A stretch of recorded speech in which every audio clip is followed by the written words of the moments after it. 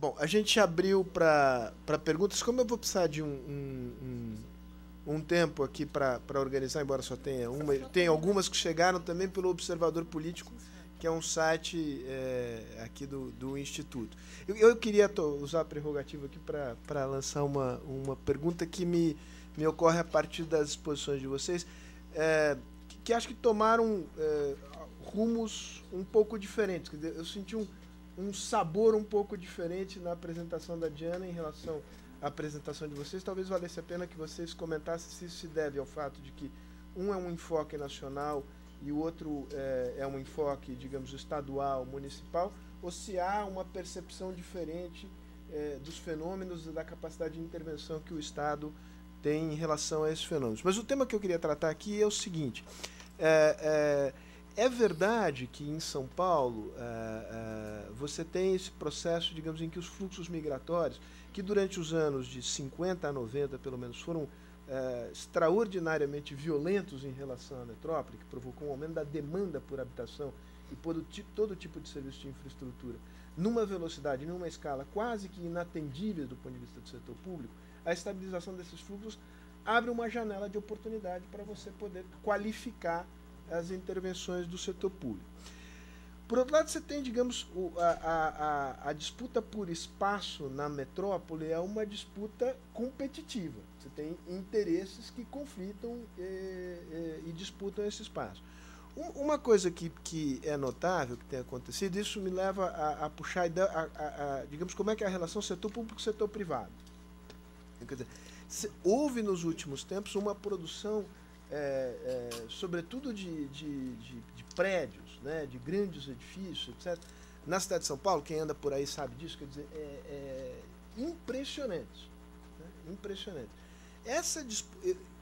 Quem olha de fora tem a sensação que é o seguinte: ou você está usando terrenos vazios que poderiam ter outra destinação, pergunta número 1, é a melhor destinação ou não é a melhor destinação, ou você tem processos que são processos que, à primeira vista, parecem reproduzir o velho esquema de expulsão dos pobres cada vez mais para as periferias mais distantes, o que aumenta os custos de transporte das pessoas, enfim, tem uma série de...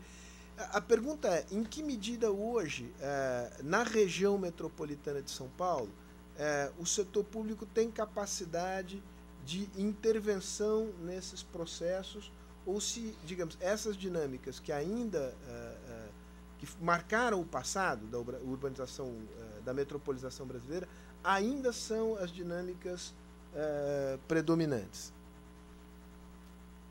Podemos repetir a ordem, Pet?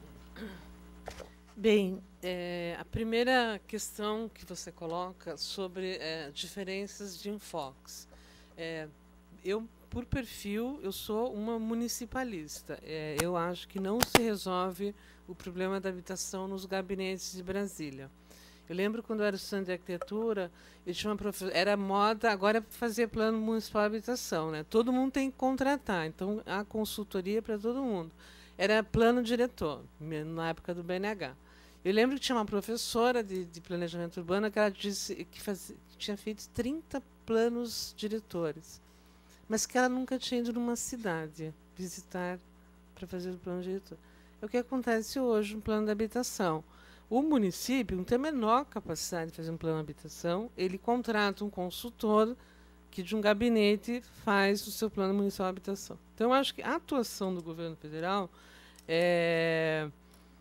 não é esta atuação do governo federal, não é nada contra o Partido dos Trabalhadores, mas ela é muito de gabinete e ela é focada ainda no século XX, início do século XX, pós-guerra, quando nós achávamos, tem o processo de... Esses números da Diana são incríveis, né? Tem Minha Casa Minha Vida, tem não sei o quê, e aumentou 74% a favelização no Brasil. Por quê? Porque o processo de urbanização brasileiro ele é um processo incrível. De 1920 para cá, São Paulo cresceu 10 milhões de pessoas. Mas nem contratando todos os melhores planejadores do mundo, a gente dá conta disso. É incrível o processo e a vontade dos homens de viver na cidade, porque a cidade é melhor que viver no campo, ou nesses condomínios fechados por aí. Então, informalizou. Não é ruim ter informalizado, é o que poderia ser feito. Os trabalhadores vieram, foram morar em que chama favelas, etc. E tal. E as pessoas em Brasília, elas têm uma ideia de que tem que acabar com as favelas no Brasil. Isso não vai acontecer, é impossível. Esqueçam. Não é porque o poder público não tem lugar de fazer isso. É que no município, para você fazer uma intervenção em Paraisópolis, nós temos, em geral, 1000 reuniões com a comunidade ao ano. O cara não sai da sua casa durante 6 meses. Ele fica pensando, será que eu vou para o apartamento? Isso aqui? Então, acho que o governo federal ele deveria passar a atribuição de discutir o território, o seu plano, para os governos municipais. Aí precisa capacitar as pessoas. Então, tem um gap grande entre o que Brasília pensa e os estados pensam e o município precisa fazer. Isso é uma coisa. A segunda é em relação à iniciativa privada. Bem, tudo é uma disputa no sistema capitalista. Obviamente, o governo tem que regulamentar esta situação. Isso eu acho que o governo tem dificuldade de se fazer. Se criou esse mito das ZEIs, a zona especial, onde achavam que ia se resolver todo o problema dos pobres no estado de São Paulo. O valor de uma terra às ZEIs é exatamente igual ao valor de uma terra que uma imobiliária compra. Não tem nenhuma diferença. Então, hoje, todos os terrenos são caros. E, para resolver isso, o governo teria que ter uma política de compra de terras muito grande. Esse plano que nós estamos agora batalhando para aprovar na Câmara, ele tem alguns instrumentos que, se os vereadores não captarem bem, nós vamos avançar muito. Por exemplo... não, mas está na Câmara. Desonerar as habitações de interesse social do estoque de produção habitacional. Então, no Real Parque, por exemplo, o arquiteto fez o projeto, aí, a hora que foi aprovar na Secretaria de Desenvolvimento Urbano, não tinha estoque habitacional mais. Teve que baixar os andares, o que é um absurdo, porque o cara já mora lá no Real Parque há 30 anos. Então, a legislação toda ela teria que ser, não é modernizada, se contemporaneizada. O que a cidade contemporânea precisa e os legisladores têm que fazer. O que acontece hoje, que isso não se resolve, porque os planejadores, os técnicos, os arquitetos, urbanistas, engenheiros, pensam com uma cabeça de século XX. E, com isso, para mim, esta é a maior dificuldade que nós temos nesse país. Não é políticas públicas, é pessoas antenadas com a cidade contemporânea. Nós temos que... as pessoas têm uma ideia de Paraisópolis, Heliópolis tem que acabar, etc. e tal. Gentrificada, as pessoas estão excluídas, etc. Isso é uma besteira completa. Em Paraisópolis não tem arrastão, todo mundo anda na rua a hora que quer, criança brinca na rua, todo mundo trabalha. É uma cidade medieval, quando, hoje que a gente luta por acabar com os carros na cidade, é uma cidade que não usa carros. É uma coisa fantástica a vida social que existe lá, mas o jornal publica aquelas fotos, só tem criminoso, usuário de droga, não sei o quê. Então, isso é que tem que acabar. A cultura brasileira, principalmente da academia, porque é quem vai formar profissionais para atuarem nesse campo, é que tem que mudar. Surgiram perguntas aqui enquanto eu enfim, elucubrava aqui no vazio. Uma das perguntas que surgiu, não estou te pedindo para você desviar, mas só para colocar isso aqui para a mesa, porque toca numa questão, a pergunta é para você, mas toca numa questão que foi levantada aqui pela Beth, que é a questão de quais são os mecanismos que incorporam, digamos, a participação da sociedade civil, e aí muito concretamente de moradores que residem num determinado local com determinadas características, no processo de desenho das políticas e implementação das políticas públicas. Enfim, aí você escolhe o que você quer tratar. Bom, primeiro, né, você falou com relação ao enfoque, e aí acho que, na verdade, mais do que o enfoque é uma questão que a gente está diante dela e que a gente tem que caminhar. Quer dizer, o que significa a gestão urbana, o município com a responsabilidade, com todas as atribuições de gestão urbana, as novas atribuições que a Constituição de 88 estabeleceu e a capacidade de responder essas atribuições. Eu acho que a gente tem de tudo, assim, quer dizer, nessa visita a todas as regiões do Estado, a gente encontrou muitas vezes o carimbinho do plano de habitação de interesse social, que é a mesma empresa de consultoria que vai em todos e faz uma coisa. E a gente encontrou soluções muito interessantes de municípios que trabalhavam com o seu setor de assistência social, que trabalhavam com as equipes de saúde da família para identificar as condições habitacionais. Então, a gente tem uma riqueza de experiências que ainda está muito pouco conhecida e muito pouco, na verdade, estimulada. Acho que a gente tem esse desafio grande. Quer dizer, a gente está num estado, num país urbano cada vez mais, e a gente ainda os mecanismos ainda são muito precários. Eu acho que a gente tem as situações de exceção dos municípios que tem e os outros não. Então, eu acho que, na verdade, a gente tem que caminhar para isso, e o caminho para isso tem várias formas, né? E principalmente nas questões onde você tem a interdependência regional, isso ainda está pouco discutido. A questão habitacional mesmo, a gente dentro da própria Secretaria CDHU, a gente tem vários defensores que a questão habitacional é exclusivamente municipal, mesmo numa região metropolitana, e outros que dizem que não, quer dizer, é impossível você pensar na questão habitacional sem considerar o contexto da região. Quando a gente fez a discussão exatamente do plano estadual no fórum da região metropolitana de São Paulo, a grita dos municípios era por ter um rebate regional. Agora, como é que a gente monta isso? É desafio. A questão da estabilização dos fluxos migratórios, eu acho que uma coisa é a estabilização dos fluxos, outra coisa é o crescimento, que ainda é muito significativo. O incremento populacional, mesmo que percentualmente seja pequeno, ele ainda é significativo. E se a gente vê o que está acontecendo, por exemplo, na região metropolitana de Campinas, e ver como é que esse padrão de ocupação predatória ele se reproduz nas regiões, quer dizer, por mais que o ritmo não seja tão grande como foi na coisa, os modelos e a questão toda da valorização imobiliária tão acirrada está produzindo os mesmos resultados. Então, eu acho que não nos libera, não. Ajuda, talvez, a ter condição de pensar, mas não nos libera dessa função. A relação do setor público com o setor privado, eu acho que ainda tem muito para caminhar. Quer dizer, esse ensaio, por exemplo, de trabalhar com parceria público-privado, o que é isso ainda? O que é isso em habitação? Como é que você combina, de fato, as ações? Como é que o capital privado assume os riscos que deve assumir para atuar no desenvolvimento urbano? Acho que não tem que caminhar muito. Eu acho que a lógica ainda tem sido da valorização imobiliária. Tem exemplos concretos de PPPs na área habitacional que mostram um caminho ou não? Na verdade, teve uma em Brasília que não prosseguiu, teve o município de São Paulo fazendo uma e o Estado está lançando outra. São é muito embrionário. Muito embrionário, ainda é difícil de verificar. A questão interessante isso que a Beth falou, né? O fato de delimitar as EIs não significa parar a valorização. Então, quer dizer, a gente tem que pensar mesmo como é que esses mecanismos vão trabalhar. Agora, o fato de existirem as EIs, pelo menos que o plano diretor tenha pensado no território, incluindo a habitação de interesse social como parte das funções da cidade, eu acho que é um avanço e que a gente tem que caminhar para isso.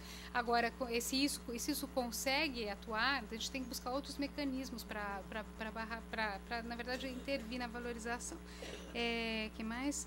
Mecanismos que incorporam a participação da população. Então, esse acho que é um campo enorme, né, de discussão. Vai desde dos conselhos gestores das EIs, cada EIs, né, no município de São Paulo tem que ter um conselho gestor.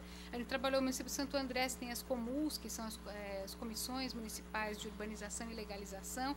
Quer dizer, e mesmo a prática da CDHU de urbanização de favelas, isso exige uma interface direta, né, com a população, que não é nada simples, que exige estabelecimento de pactos, que no Rio de Janeiro a gente tem notícia lá dos pousos, que são escritórios que na verdade, eles acabam sendo criados para poder fazer a gestão de conflitos, quando você tem o direito de laje, você não tem mais o direito do território, você tem o direito de laje, que é uma casa em cima da outra, acho que se colocam outras coisas e a participação é necessária. Essa discussão toda dos conselhos, quer dizer, essa estrutura institucional que criou os fundos e os conselhos municipais de habitação, como é que isso tem de fato funcionado? Quais são os conselhos que conseguem ser representativos e legítimos? Acho que a gente está começando só alguns mecanismos. Acho que eu já dou a bola para você, Diana, que surgindo aqui umas perguntas. Você vai ter que defender o nível federal aqui.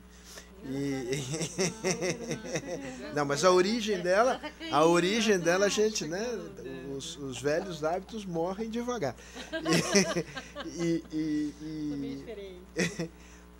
Que é uma questão que surgiu aqui, que tem a ver... Depois eu queria, em algum momento, que você comentasse muito concretamente como é que se dão esses processos de participação, porque você tem uma experiência local que eu imagino que seja rica e muito interessante. Mas é uma questão para você, Maria Cláudia, e que tem a ver com, digamos, com que tipo de intervenção é cabível ao Estado nesse processo. E é uma pergunta quase técnica, que, se eu entendi bem, que é a compatibilidade entre, digamos, as tipologias que são geradas no nível municipal e as tipologias que são geradas no nível estadual. Esse sistema de dados, eles se conversam bem, quer dizer, tem integração, pelo menos nesse nível, digamos, da análise da informação, ou são frequências divergentes? Eu acho que é um processo em construção. Quer dizer, por exemplo, no processo de elaboração do plano estadual e o plano municipal de habitação em construção, a gente sentou várias vezes com o município para procurar. Os caminhos eram diferentes e a gente buscou alguma coisa de unidade, mas ainda está muito distante dessa integração. Acho que, na verdade, é uma função que tem que ser desenvolvida, mas ainda que tem que caminhar bastante. Legal. Diana, volto a bola para você. Você terminou dizendo o seguinte, falou um negócio você pôs duas ênfases que me chamaram a atenção. Uma na importância de melhor definição no nível constitucional das competências. E outro do grande pacto republicano. Né? Eu vou ser franco com você. Eu confesso meu ceticismo em relação às duas coisas, né? Eu acho que é o famoso esperando Godot aí, e a realidade passa por outro canto. Mas queria que você, enfim, comentasse um pouco essa tua percepção, digamos, de que você tem sobretudo no plano federal, que você tem algumas intervenções de ordenamento legislativo que são fundamentais. Bem, primeiro, eu vou fazer um comentário rápido sobre o tema federal, aí que foi iniciado até um comentário da Beth, né? Quer dizer, na verdade, veja só, a Câmara dos Deputados hoje, tudo bem, ela regula, mas há outras instâncias que regulam igualmente, né? Isso é muito pouco conhecido pela comunidade, pela sociedade brasileira, certo? Ministério Público, por exemplo? Por exemplo, o CONAMA. Tá? O CONAMA, o Conselho Nacional do Meio Ambiente, tem cerca de 120, acho, membros, né? Mas algumas resoluções têm implicações seríssimas, especialmente sobre a questão urbana, do solo urbano. Né? E muitas vezes não tem representantes, entende? Quer dizer, especialistas que possam rebater. Enfim, há uma questão a ser consertada ainda. Tanto é que o Código Florestal, todo o Brasil viu isso, a dificuldade que foi, porque grande parte daquelas questões tinham sido reguladas, especialmente por portarias do próprio Conselho Nacional do Meio Ambiente. Com todo respeito aos colegas do meio ambiente, eu conheci a SEMA nascer, eu conheci o IBAMA nascer, tá certo? No final dos anos 70 para o começo dos anos 80, que eram 5 salinhas ali no Ministério do Interior, e hoje você vê, não é, esse forte aparato institucional, né, Instituto Chico Mendes, o IBAMA, o CONAMA, o próprio Ministério, quer dizer, uma forte atuação nesse assunto. Ou seja, por que eu estou colocando isso? Porque, na verdade, toda essa regulação que nós temos, o marco que nós temos para praticar as políticas públicas, esse é o ponto. Esse é o ponto, entendeu? Quer dizer, nós só podemos praticar as políticas públicas, fazer os projetos, adotar os projetos, fazer acontecer, se nós obedecermos a um marco estabelecido. Senão nós estamos contra a lei. É isso que eu acho que é importante, essa observação, porque todos os países no mundo que tentaram resolver isso, e alguns até resolveram, enfrentaram todos os paradigmas deles, enfrentaram todas as instituições, até viraram um paradigma, que é o caso da China, certo? Por exemplo, Singapura comprou muitas terras para fazer a reforma deles, tá certo? O Estado atuou fortemente na compra de terras e produziu e acabou, assim, zerou o déficit habitacional em Singapura. Por isso, quer dizer, são decisões que não são triviais, são decisões de coragem, não é verdade? E não é só de um poder e nem de uma pessoa, né? Tem que haver uma coalizão para que isso aconteça. É nesse sentido que eu falo. Né? Porque não adianta, por exemplo, um país que tem milhares de pessoas vivendo tá certo, sem regularização fundiária, sendo marginalizadas, sujeitas a qualquer tipo de problema, porque não tem nenhum direito à infraestrutura, porque está em zona rural, mas sendo que ali está colado na zona urbana, mas a lei fala não, que ela não pode ser regularizada porque ela está na zona rural, porque tem um perímetro urbano que não é avançado. Tá certo? Quer dizer, então, tudo isso é que regula a nossa prática. No caso de São Paulo, não é? Quer dizer, como as ações são mais intra-urbanas, digamos assim, em áreas mais consolidadas, isso é menos complexo até. Não quero dizer que não seja, talvez seja menos. Mas em outras cidades, por exemplo, que eu conheço no Brasil, especialmente falando no caso de Brasília, que é um caso, assim, um paradoxo, por quê? Porque a terra era pública, quer dizer, sendo a terra pública, seria mais fácil fazer as coisas, entende? Só que é tão complicado o processo, porque é tudo por licitação. O pobre não tem condição de entrar na licitação, ele não entra na licitação. Qual foi a alternativa lá? A alternativa lá foi dar o terreno. E isso superou, tá certo? Cerca de, sei lá, quase 70 favelas foram erradicadas e hoje as pessoas vivem em cidades. Esse é um ponto. Mas o outro ponto qual é? Tinha uma política de conter o crescimento. Essa política era institucionalizada. Não podemos deixar a cidade crescer. Só que a cidade crescia, porque as pessoas iam para lá. As pessoas compravam áreas que eram vendidas, que eram ofertadas por antigos fazendeiros, que não foram desapropriados quando a capital federal, tá certo, foi transferida. As pessoas precisam morar, eram pessoas de bem, eram funcionários públicos, bancários, professores, que compravam suas terras, compravam seus terrenos e construíam suas casas, porque os aluguéis do plano piloto eram muito caros. Enfim, quer dizer, é isso que eu estou querendo colocar, quer dizer, se de fato você não cria esse ambiente favorável, tá certo? Que ajude as pessoas a superar esses problemas, as pessoas se viram mesmo. Aí estão as favelas, os loteamentos clandestinos, as áreas de risco. O Brasil vê isso todo dia. Então, o que é interessante nesse aspecto é que, no caso de Brasília, eu até reconheço, há também, e por um lado, quer dizer, há muitas pessoas bem intencionadas, eu não estou falando disso, eu estou falando apenas do paradigma, tá certo? Do referencial que essas pessoas têm de políticas, né? E até de conhecimento para tomar decisões. Por exemplo, esse tema da gestão plena está em discussão a Lei 6766 há anos. Eu discuto a 6766 desde os anos 80, nós discutimos até hoje, não tem uma solução. Por quê? Porque quando ela foi estabelecida, para quem não sabe dos detalhes, a Lei 6766 regula o parcelamento do solo urbano e diz exatamente o que deve ser feito para que aquele terreno seja disponível para as pessoas comprarem e fazerem suas casas. Certo? Isso é uma coisa básica. É uma atividade de urbanização. É a principal delas. É a principal delas, né? Então, nesse contexto, a revisão recente da Lei 6766 estabeleceu o quê?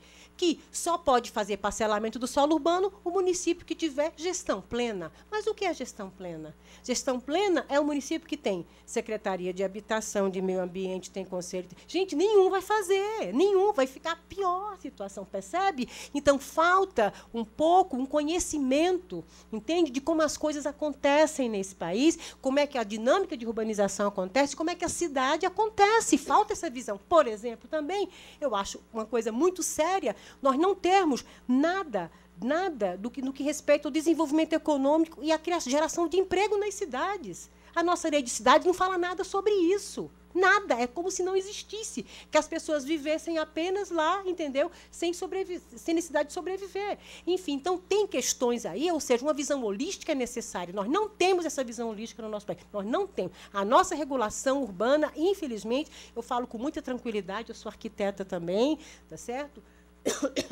E eu reconheço isso, quer dizer, há um domínio, um predomínio, tá certo, de uma visão jurídica, legalista, não é? Que não deixou evoluir, não deixou que as coisas evoluíssem da forma correta também. Eu falaria muito mais, mas é mais ou menos... Eu tenho que... E com grande eloquência, né, Diana? Olha, a gente tem que ir se encaminhando aqui para o final. Para o final, tem duas coisas aqui que eu acho que valeria a pena tratar. Uma por obrigação, porque nos chegaram perguntas através do site do Observador Político, que é um site que o Instituto organiza. Teve uma pequena entrevista com você ontem, a gente pediu perguntas e surgiu uma pergunta que eu gostaria de fazer. A outra é quase uma pergunta, digamos, quase de obrigação locacional, estou brincando, que é a questão dos centros da cidade, né? Enfim, você olha no mundo afora, quer dizer, toda cidade que quer tem alguma ambição global, enfim, de dizer, olha, essa é uma cidade que vale a pena para viver, vale a pena para investir e tal, ela tem uma intervenção no centro que é uma intervenção ambiciosa, agressiva, do ponto de vista arquitetônico, etc. Né? A gente não percebe isso nas grandes cidades brasileiras. Eu queria que vocês comentassem um pouco essa questão. A última que eu faço aqui, pensando uma pergunta que veio aqui de um internauta, que pode ser interpretada como um viés conservador, mas que eu acho que é interessante, que é digamos, o risco de você, digamos, no processo de regularização fundiária, você legalizar ilegalidades, né? E, portanto, alimentar processos de ilegalização na tomada do solo. Né? Como lida com este tipo de contradição? Então, queria que vocês comentassem aí livremente essas perguntas finais, que fizessem as considerações finais, que quisessem fazer. Eu tenho mais aqui uns 10 minutos para as três comentarem. Não, para cada um eu vou ser apedrejado. O primeiro ponto é a questão dos centros da cidade, né? Esse processo de esvaziamento, falta de ambição com relação ao centro. Eu começo pela Beth e, enfim, 3 minutos. Bem, como é a mensagem final, eu vou deixar, então, a mensagem final. Primeiro, eu acho o seguinte, nós temos visto nos debates mundiais, ontem, por exemplo, eu assisti uma palestra do professor Ian Gell, que é um homem que defende que os carros desapareçam da face da Terra, que a visão do mundo é outra. Mas ele é interessante porque ele começou a palestra dele dizendo assim, cada dia eu amo mais a minha cidade. Então, essa é uma das mensagens aos paulistanos. Copenhague. Não, mas ele vale, vocês não são paulistanos legítimos. Esses dias eu li um artigo de um professor da FAUSP dizendo que São Paulo vai morrer. Isso é um cara que não ama a cidade. E eu amo, não sou curitibana, mas gloriosamente tenho o título de cidadã paulistana, eu amo a cidade. E a outra mensagem é do urbanista brasileiro, pouco reconhecido, mas um dos maiores nomes do mundo, Jaime Lerner. Nós que amamos as cidades e que somos arquitetos e urbanistas, que fazer com que as cidades se tornem melhor. Então, esses projetos que São Paulo faz, não é porque eu estou trabalhando nesse trabalho do Plano Municipal de Habitação, mas eu acho que o Plano Municipal de Habitação e as intervenções da Prefeitura de São Paulo, eles são um exemplo mundial. A Diana disse que a China na Índia tem um Plano Nacional de Habitação. Tem uma favela que fui lá esses dias, Dharavi, daquele milionário lá, eles não tem banheiro. Sabe o que é isso? 1 milhão de pessoas vivem num lugar que não tem banheiro individual. Dharavi. Não tem banheiro. Então, eles têm um plano nacional e não tem banheiro. Paraisópolis, nossa considerada maior bairro precário, tem 80% de esgoto coletado. Diga-se de passagem, mais que os vizinhos predadores do Morumbi, que só tem 50%. Então, eu acho que a acupuntura municipal... A Beth veio instigar a velha luta de classes aqui, né, Beth? Meu passado comunista. Não, é que o cara fala que invade, rouba, não sei o quê, e polui o ambiente. Então, acho que isso é fundamental, que a gente ame a nossa cidade e que ache que cada dia ela vai ser melhor. Aí a gente consegue fazer políticas públicas que mudam a cidade. Eu acho que o caso da regulamentação, desculpe, para falar do centro, mas eu acho importante. As pessoas falam assim, precisa regularizar tudo. Eu também acho, precisa regularizar tudo. Só que a legislação não permite. Não permite. Nós estamos com um conjunto habitacional do Singapura de 1994, 2.000 unidades. Nós conseguimos aprovar esse diabo desse troço para comercializar a semana passada. Então, o que a gente tem que fazer opções na vida? Escolha de Sofia. Deixa os 2.000 na rua ou em prédio irregular? e muda a lei com o passar do tempo. Vai dizendo, ó, isso aqui tem que mudar aqui, tem que mudar ali. Mananciais, é claro, o LACIR está aí, se a gente fosse observar a lei dos mananciais, saíam 2 milhões de pessoas e iam morar na Serra do Mar, provavelmente. Então, é aquela coisa do jogador de futebol. A bola sai quadrada e a gente vai arredondando. Se for observar a lei, não faz uma urbanização de favela na cidade de São Paulo. Então, você vai fazendo e mudando a lei, e aí vai a coisa arredondando. E quanto ao centro da cidade de São Paulo? Isso é um mito, hein? Que você falou. O centro ganhou população no último censo, muita população. Se você andar ali na região da 9 de julho, existe um conjunto enorme de novos lançamentos, o que vai prejudicar a política habitacional para baixa renda, porque um apartamento de 40 metros quadrados na Augusta custa 300 mil reais. Aqui no Largo do Arocho custa 200 mil reais. Então, já se descobriu esse viés aí bom para os novos lançamentos. O que é bom, você vai ter mais habitação na área central. Mas o nosso centro de São Paulo, apesar de todos os problemas que ele tem, ele é lindo e inclusivo. Nós aceitamos pobres no centro de São Paulo. O centro de Paris não tem nenhum migrante de cor afro-parisiense, não tem migrante colombiano. O cara mora, ninguém sabe aonde. Madrid não tem, Londres menos ainda, Nova York mais ou menos. Aqui não, aqui a gente tem 40 mil famílias vivendo em pensões, porque os cortiços estão sendo readequados, se transformando em pensões. Tem pessoas de baixa renda vivendo em prédios. Então, tem muitas ações governamentais. Você pode olhar aqui, vai ter dentro, em breve, esse fantástico projeto que é a Praça das Artes. Você vai ter orquestra, etc., etc.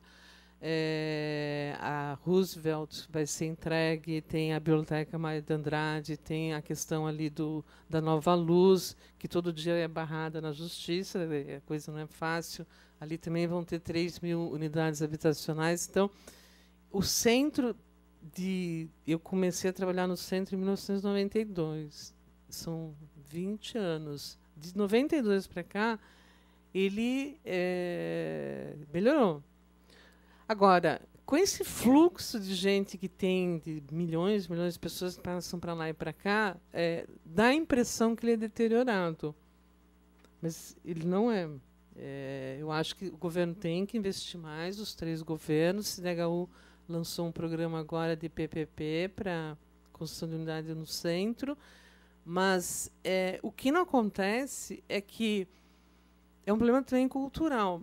Um jovem hoje, de classe média, nunca veio ao centro de São Paulo. E, então, dissemina essa ideia de que o centro é perigoso, você é assaltado a cada 2 minutos, é cheio de drogas, pó, etc. Tal. Então, acho que também essa parte da cultura paulistana tem que ser adequada um pouco mais. E que os paulistanos amem mais a cidade. Porque no Rio de Janeiro, todo mundo acha, qualquer carioca acha a cidade de São Paulo linda, maravilhosa, o Rio. Cheio de problemas. São Paulo, nenhum paulistano gosta. Então, é uma invenção de cultura. Beth, só aproveitar que você mencionou o Rio, para não dar a ideia de que a gente fez uma coisa explicitamente bairrista aqui. A gente tentou chamar gente do Rio com enorme insistência e fomos desapontados em todas as nossas tentativas. Por causa da Rio Mais 20. Bom, falar primeiro que eu acho ótima essa oportunidade. A gente está colocando questões que são candentes mesmo e que os debates apaixonados mostram isso. Primeiro, falando sobre a regularização fundiária, acho que tem várias questões para considerar sobre a regularização fundiária. De um lado, a gente tem, né, até pelo que a Diana veio falando dos instrumentos, a gente tem um arcabouço de legislação urbanística e de legislação ambiental que não conversam em muitas coisas. E que, aí a Beth falou dos mananciais, acho que a gente tem algumas coisas que a gente teria que superar e encaminhar. Então, a gente tem muitas coisas que a gente tem dificuldade para efetivar a regularização e até com ganho de qualidade de intervenção por conta desse coisa. E aí, a gente vive os dramas de ter dentro do PPA do Estado na habitação uma linha de ação de regularização de conjuntos habitacionais. Porque é isso, a produção gerou um passivo enorme que tem que ser encaminhado. Então, eu acho que a gente tem que trabalhar nos instrumentos, nos urbanísticos, nos ambientais. Agora, assim, a gente tem um passivo tão grande que não vejo como, quer dizer, a gente intervir o grau de intervenção é que vai definir alguma coisa. A gente aceitar tudo, eu acho que não é o caso. Qual é o limite, como é que isso se vincula com os outros investimentos de urbanização? Então, acho que é esse o dilema que a gente se coloca na regularização fundiária. Agora, se a gente não trabalhar com isso, quer dizer, era até uma dificuldade que a gente tinha. Quais são os indicadores de regularização fundiária que a gente ia trabalhar no plano estadual?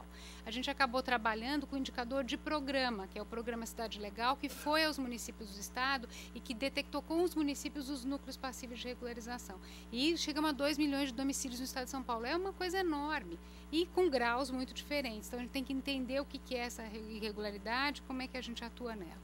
Com relação à área central, eu acho que o desafio não é especificamente de política habitacional. Então, tratar o centro de São Paulo exclusivamente como política habitacional, a gente não vai resolver nunca. Quer dizer, a gente tem um trabalho grande, estava aqui a Soninha do programa de cortiços que a CDHU trabalhou em parceria com a prefeitura, mas que a ação ainda é muito pouco expressiva, né, no resultado urbanístico e tudo mais. Tem ações interessantes, tem padrões arquitetônicos interessantes, mas se isso não tiver casado com uma diretriz aí de linha de ação urbana, né, que aí a gente fica tanto no plano diretor estratégico como de linhas de investimento, quer dizer, a gente tem patinado, eu acho, ainda na intervenção. A gente tem potenciais, mas a gente vê que a qualidade, na verdade, a gente está no centro há, sei lá, 10 anos, um pouco menos que isso. A gente vê que, quer dizer, as condições até físicas urbanas, elas são ainda precárias. Quer dizer, tem uma potencialidade enorme que está muito pouco explorada,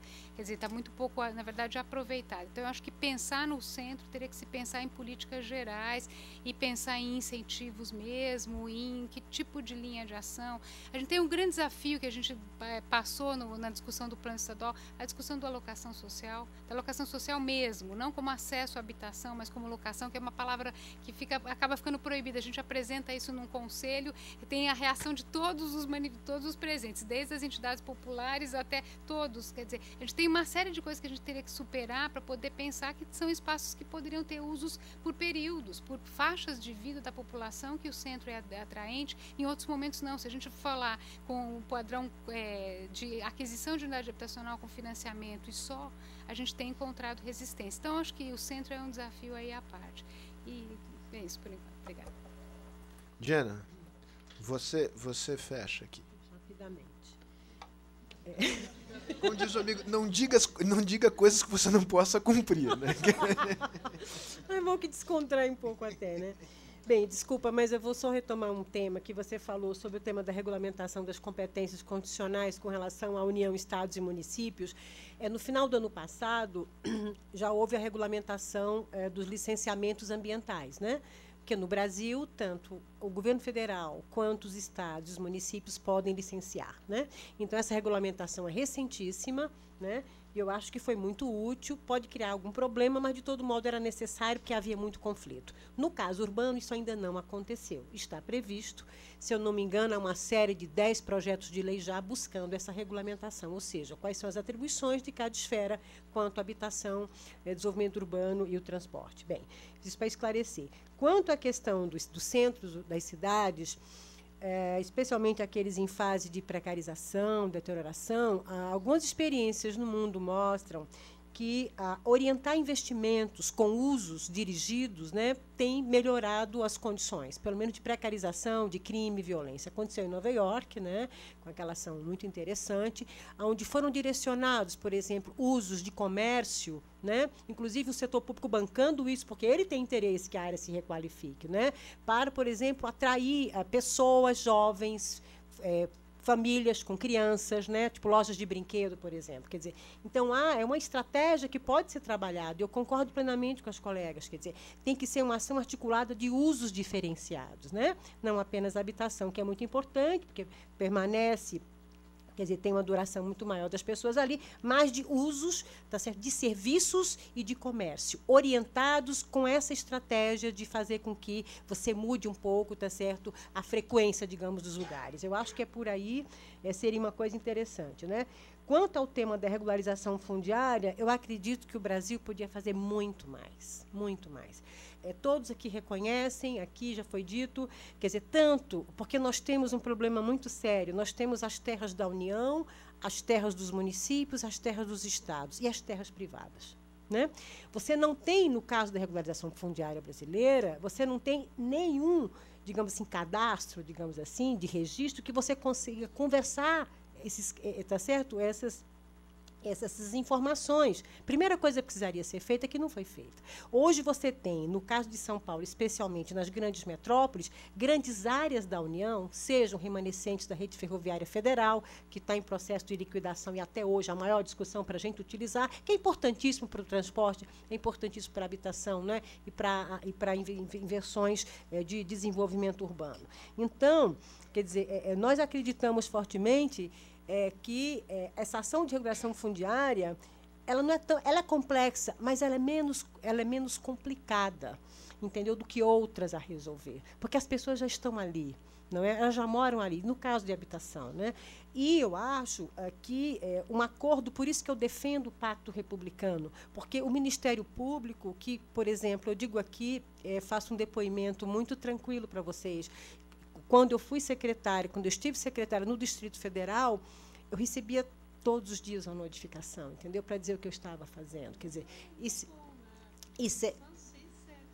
eu acho isso é uma questão que tem que ser consertada, certo? Porque enquanto não houver uma convergência, tá certo, para superar esses problemas que não são da sociedade brasileira como um todo, as pessoas têm que estar sensíveis a isso, percebe? E eu acho que tem que ser alguém que tenha condição política, não é, para passar esse recado. E não é uma tarefa de só uma pessoa. Por isso, mas isso pode ser motivado. Então, eu acredito que a sociedade tem que se organizar para isto, né? Isso é muito importante.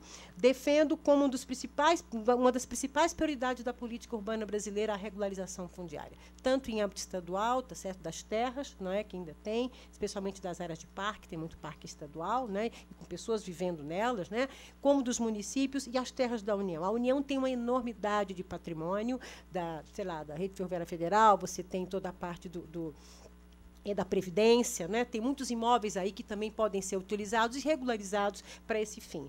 Mas eu não desisto, assim, no que respeita a defender a ideia do pacto. Eu acredito que se o Brasil vier a ter, digamos assim, uma coalizão, né, em prol do desenvolvimento das cidades, da melhoria das condições de vida das pessoas, não é? É possível que isso aconteça. Mas tem que haver, na minha opinião, uma concertação, tá certo? De todo, e não é apenas do Executivo. O Judiciário tem que estar presente, o Supremo Tribunal tem que estar presente. Isso não é uma canetada para uma situação, não é? Tem que estar presente, o Ministério Público tem que estar presente e também a Câmara e o Senado. Essa é a minha recomendação. Bem, a minha recomendação é uma salva de palmas aqui para as três presentes. Obrigada. Bom, obrigado.